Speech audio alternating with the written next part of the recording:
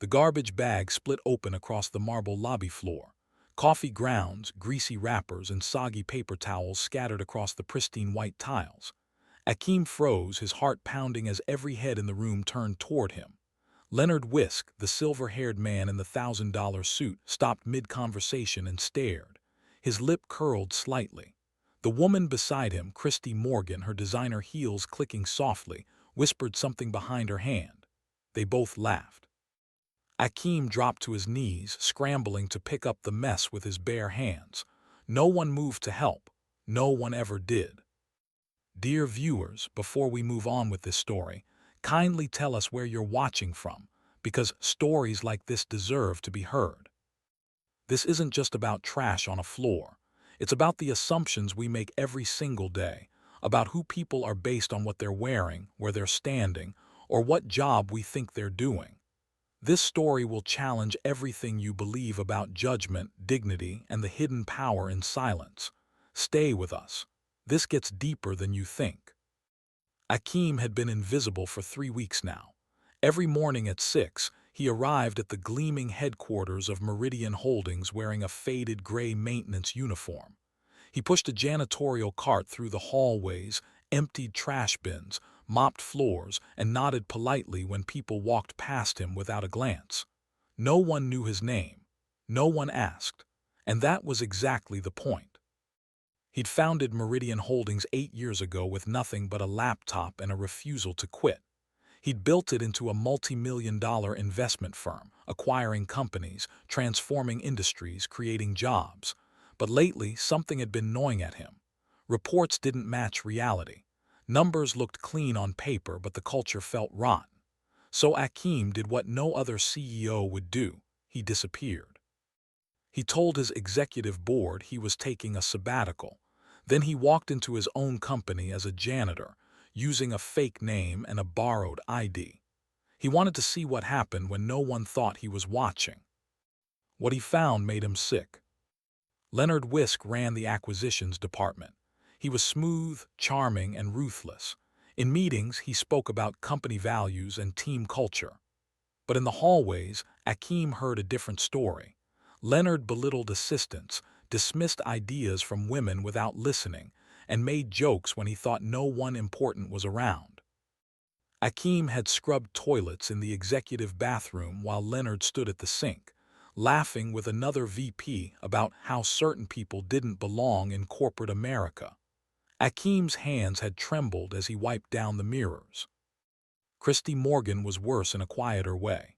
She managed HR, the department supposed to protect employees, but she protected the powerful instead. Akeem had overheard her on the phone, dismissing a harassment complaint because we can't afford the situation right now.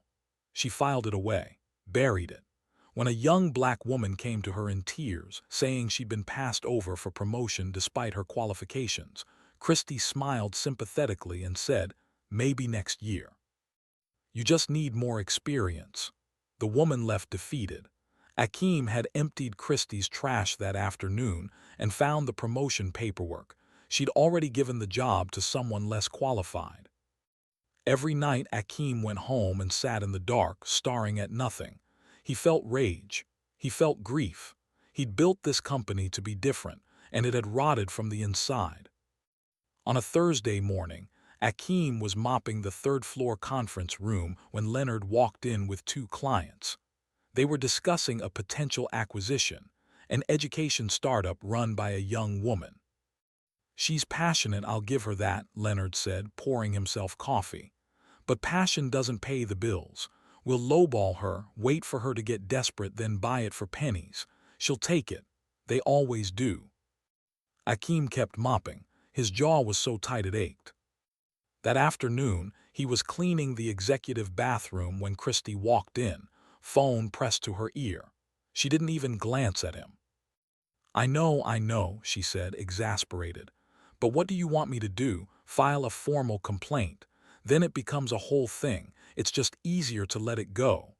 She paused. Look, if she didn't want to deal with this kind of environment, maybe she shouldn't have taken the job. Akeem's hand froze on the mop handle.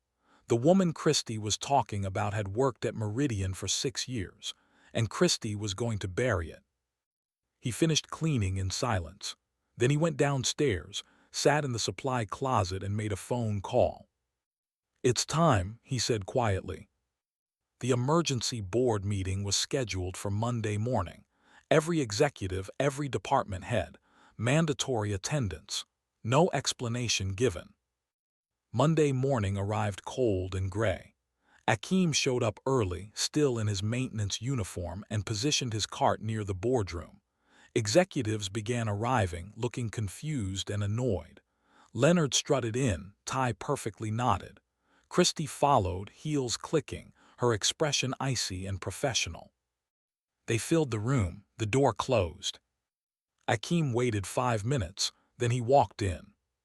He pushed his cart slowly to the front of the room. Every eye turned toward him, irritated, dismissive, confused. Leonard frowned. We're in a meeting here," Leonard said. "Can you come back later?" Akeem said nothing. He reached into his cart, pulled out a tablet and set it on the conference table. Then he straightened, meeting Leonard's eyes for the first time. Leonard blinked. Something flickered across his face, confusion, then recognition, then horror. "Good morning," Akeem said quietly. His voice was steady, but there was steel underneath. "My name is Akeem Johnson, and I'm the CEO of this company." The room exploded. Gasps, mutters. Christie's face went white. Leonard's mouth opened and closed. "For the past 3 weeks," Akeem continued, "I've been working here as a janitor.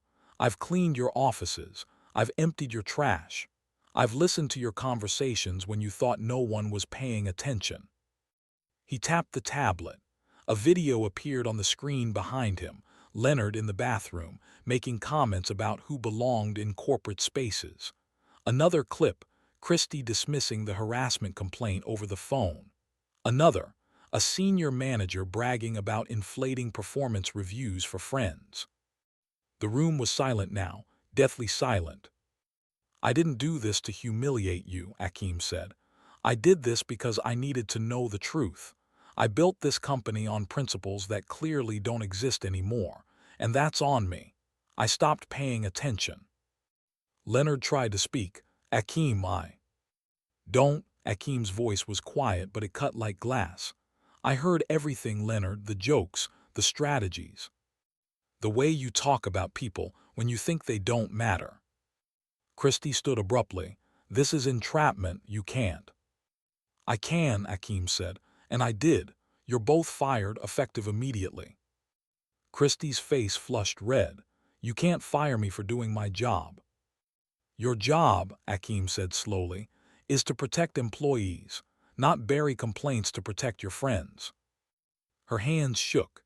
She grabbed her bag and stormed out, slamming the door so hard the walls rattled. Leonard didn't move. He sat there, staring at the table, his face gray. "I want to say something," Leonard said finally. His voice was hoarse. I didn't realize." Akeem looked at him for a long moment. "That's the problem, Leonard. You didn't realize because you didn't care enough to notice." Leonard left without another word. Over the next 2 weeks, Akeem dismantled the rot piece by piece. He reopened every buried complaint. He brought in an independent investigator. He fired 4 more executives. He promoted people who'd been overlooked. He met personally with every employee who'd been wronged and apologized. Some forgave him. Some didn't. He accepted both. But the weight of it crushed him. Late at night, alone in his office, Akeem sat with his head in his hands and wept. He thought about all the people who'd suffered while he'd been comfortable, and he realized something that would haunt him forever. He'd built something beautiful, and then he'd looked away. 3 months later, a young woman approached him in the parking lot. Her name was Angela, the one whose harassment complaint Christy had buried. "Mr. Oladipo," she said softly. "Angela," he turned to her. "I'm sorry, I know I've said it before, but—" "I know," she smiled faintly. "Can I ask you something?" "Anything." "Why did you do it, the whole janitor thing?" Akeem thought about it. "Because I needed to see the truth. People show you who they are when they think no one powerful is watching." Angela nodded. Then we'll fix it together. She walked back inside. Akeem stood there, feeling the weight of regret and hope tangled in his chest. And he made himself a promise. He would never look away again.